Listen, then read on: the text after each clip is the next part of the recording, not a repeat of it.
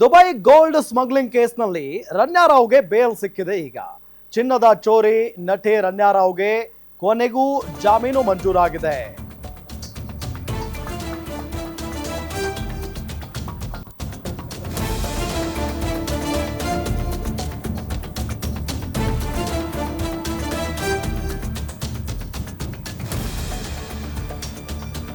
ದೇಶ ಬಿಟ್ಟು ಎಲ್ಲಿಗೂ ಹೋಗುವ ಹಾಗಿಲ್ಲ. ಇಬ್ಬರ ಶೂರಿಟಿ 2 ಲಕ್ಷ ಬಾಂಡ್ ಷರತ್ತುಗಳನ್ನ ವಿಧಿಸಿ ಜಾಮೀನನ್ನ ನೀಡಲಾಗಿದೆ. ಜಾಮೀನು ಸಿಕ್ಕಿದ್ರೂ ಕೂಡ ರಣ್ಯಾರಾವ್ಗೆ ಬಿಡುಗಡೆಯ ಭಾಗ್ಯ ಇಲ್ಲ. ಸದ್ಯ ಕಾಫಿ ಫೋಸಾ ಕಾಯ್ದೆಯಡಿ ಪ್ರಕರಣವಾಗಿದ್ರಿಂದ ಅವರಿಗೆ ಈ ರೀತಿಯಾಗಿ ಷರತ್ತು ವಿಧಿಸಲಾಗಿದೆ. ಇನ್ನು ಎರಡನೇ ಆರೋಪಿ ತರುಣ್ಗೂ ಕೂಡ ಜಾಮೀನು ಮಂಜೂರಾಗಿದೆ ಅನ್ನೋದು ಗೊತ್ತಾಗ್ತಾ ಇರುವಂತ ವಿಚಾರ. ಆರ್ಥಿಕ ಅಪರಾಧಗಳ ವಿಶೇಷ ನ್ಯಾಯಾಲಯ ಜಾಮೀನನ್ನ ನೀಡಿದೆ. ಡಿಆರ್ಐ ಚಾರ್ಜ್ ಶೀಟ್ ಸಲ್ಲಿಸದೆ ಇದ್ದುದರಿಂದ ಜಾಮೀನು ಸಿಕ್ಕಿದೆ. ದುಬೈ ಗೋಲ್ಡ್ ಸ್ಮಗ್ಲಿಂಗ್ ಪ್ರಕರಣದಲ್ಲಿ ನಟಿ ರಣ್ಯಾರಾವ್ಗೆ ಜಾಮೀನು ಮಂಜೂರಾಗಿದೆ. ಈಗ ದೇಶ ಬಿಟ್ಟು ಎಲ್ಲಿಗೂ ಹೋಗೋ ಹಾಗಿಲ್ಲ. ಈ ಜೊತೆಗೆ ಇಬ್ಬರ ಶೂರಿಟಿ 2 ಲಕ್ಷ ಬಾಂಡ್ ಷರತ್ತುಗಳನ್ನ ವಿಧಿಸಿ ಜಾಮೀನು ಮಂಜೂರು ಮಾಡಲಾಗಿದೆ.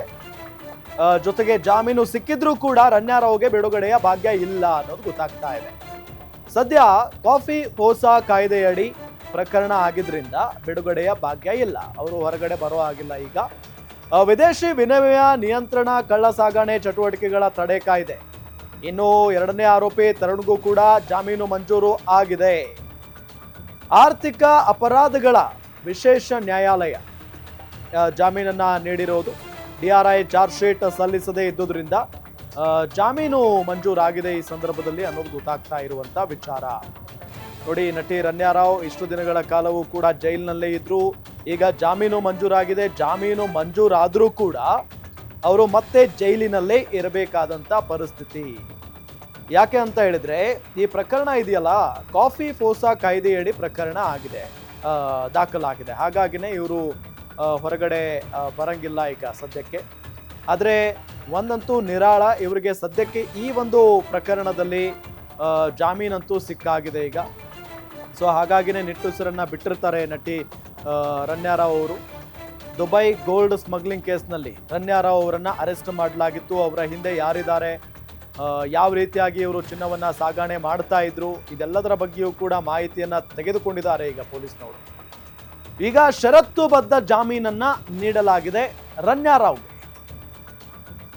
ಜೊತೆಗೆ ಒಂದಿಷ್ಟು ಷರತ್ತುಗಳನ್ನ ವಿಧಿಸಲಾಗಿದೆ. ದೇಶ ಬಿಟ್ಟು ಎಲ್ಲಿಗೂ ಹೋಗುವ ಹಾಗಿಲ್ಲ, ಕೇವಲ ಭಾರತದಲ್ಲೇ ಇರಬೇಕು, ದೇಶ ಬಿಟ್ಟು ವಿದೇಶಕ್ಕೆ ಹೋಗೋ ಹಾಗಿಲ್ಲ. ಇಬ್ಬರ ಶ್ಯೂರಿಟಿಯನ್ನ ನೀಡಬೇಕು. 2 ಲಕ್ಷ ಬಾಂಡ್ ಷರತ್ತುಗಳನ್ನ ವಿಧಿಸಿ ಜಾಮೀನನ್ನ ಮಂಜೂರು ಮಾಡಲಾಗಿದೆ. ಜಾಮೀನು ಸಿಕ್ಕಿದ್ರೂ ಕೂಡ ರಣ್ಯಾರಾವ್ಗೆ ಬಿಡುಗಡೆಯ ಭಾಗ್ಯ ಇಲ್ಲ ಅನ್ನೋದು ಗೊತ್ತಾಗ್ತಾ ಇರುವಂತಹ ವಿಚಾರ. ಯಾಕೆ ಅಂತ ಹೇಳಿದ್ರೆ, ಕಾಫಿ ಫೋಸಾ ಕಾಯ್ದೆಯಡಿ ಪ್ರಕರಣ ದಾಖಲಾಗಿದೆ. ಹಾಗಾಗಿನೇ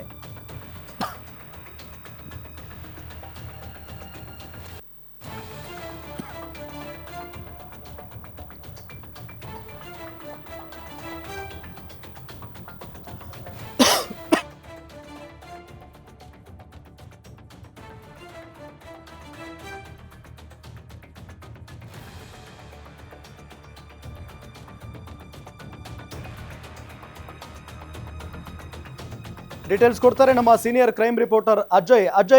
ರಣ್ಯಾರಾವ್ ಅವರಿಗೆ ಈಗ ಷರತ್ತುಬದ್ಧ ಜಾಮೀನು ಸಿಕ್ಕಿರೋದು, ಆದ್ರೆ ಬಿಡುಗಡೆಯ ಭಾಗ್ಯ ಇಲ್ಲ ಅನ್ನೋದು ಗೊತ್ತಾಗ್ತಾ ಇದೆ. ಯಾಕೆ ಅಂತ?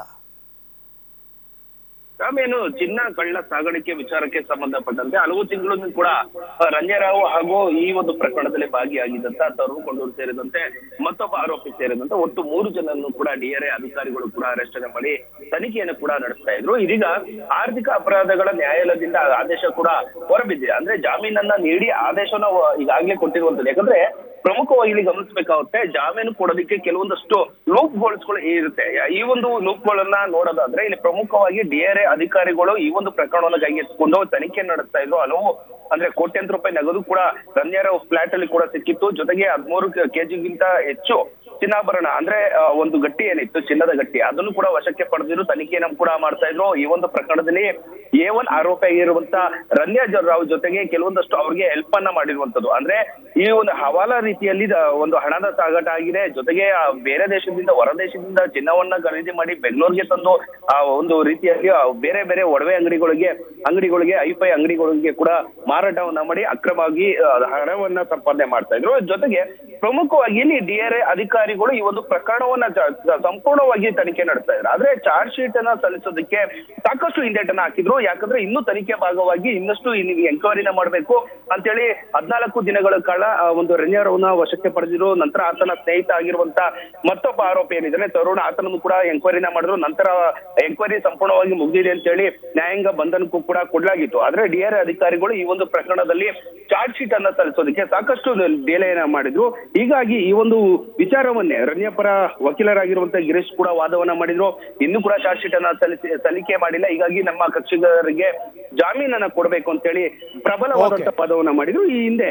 ಹೀಗಾಗಿ ಅವರಿಗೆ ಜಾಮೀನನ್ನ ಕೊಡಲಾಗಿದೆ. ಜೊತೆಗೆ ಕೆಲವೊಂದಷ್ಟು ಷರತ್ತುವನ್ನ ಕೂಡ ಕೊಡಲಾಗಿದೆ. ಯಾಕಂದ್ರೆ ಶ್ಯೂರಿಟಿಯನ್ನ ಕೊಡುವಂತ ಸಂದರ್ಭದಲ್ಲಿ ಇಬ್ಬರಿಗೂ ಕೂಡ ಶ್ಯೂರಿಟಿನ ಕೊಡಬೇಕು, 2 ಲಕ್ಷ ರೂಪಾಯಿದ ಬಾಂಡ್ ಅನ್ನ ಕೊಡಬೇಕು. ಜೊತೆಗೆ ವಿದೇಶ ಬಿಟ್ಟು ಹೋಗುವಂತಿಲ್ಲ. ಒಂದು ವೇಳೆ ಹೋಗ್ಬೇಕು ಅಂತಂದ್ರೆ ನ್ಯಾಯಾಲಯಕ್ಕೆ ಗಮನಕ್ಕೆ ತಂದು ಸರಿಯಾದ ರೀಸನ್ ಅನ್ನ ಕೊಟ್ಬಿಟ್ಟು ಹೋಗ್ಬೇಕಾಗುತ್ತೆ. ಹೀಗಾಗಿ ಈ ಒಂದು ಜಾಮೀನನ್ನು ಕೂಡ ಕೊಡಲಾಗಿದೆ. ಜೊತೆಗೆ ಇವತ್ತು ಆಲ್ರೆಡಿ ಸಂಜೆ ಆಗಿರೋದ್ರಿಂದ ಈ ಒಂದು ಆದೇಶದ ಪ್ರತಿ ಕೋರ್ಟ್ಗೆ ಅಂದ್ರೆ ನ್ಯಾಯಾಲಯ ಕೊಟ್ಟಿರುವಂತಹ ಆದೇಶ ಪ್ರತಿಯನ್ನ ಏನು ಪರಪ್ಪನ ಅಗ್ರಹಾರಕ್ಕೆ ಅಲ್ಲಿಗೆ ಹೋಗಿ ನಂತರ ಅಲ್ಲಿ ಜಾಮೀನು ಶ್ಯೂರಿಟಿಯನ್ನ ಕೊಟ್ಟು ಅಲ್ಲಿಂದ ಕೆಲವೊಂದಷ್ಟು ಪ್ರೋಸೆಸ್ಗಳು ಇರುತ್ತೆ ಈಚೆ ಬರೋದಕ್ಕೆ, ಅವೆಲ್ಲ ಮುಗಿಯೋದಕ್ಕೆ ಸಾಕಷ್ಟು ಲೇಟ್ ಆಗುತ್ತೆ. ಹೀಗಾಗಿ ಇವತ್ತು ಆಲ್ಮೋಸ್ಟ್ ಬಿಡುಗಡೆ ಭಾಗ್ಯ ಸಿಗೋದು ಕಷ್ಟ ಅಂತ ಹೇಳಲಾಗ್ತದೆ. ಮೇ ಬಿ ನಾಳೆ ಬೆಳಗ್ಗೆ ಒಳಗಾಗಿ ಆಕೆಯನ್ನ ಜಾಮೀನು ಶ್ಯೂರಿಟಿಯನ್ನ ಮುಗಿಸ್ಕೊಂಡು ನಾಳೆ ಬೆಳಗ್ಗೆ ರಿಲೀಸ್ ಆಗುವಂತ ಚಾನ್ಸಸ್ ಕೂಡ ಇದೆ. Ram, okay Ajay, thank you ತಮ್ಮೆಲ್ಲ ಮಾಹಿತಿಗಾಗಿ.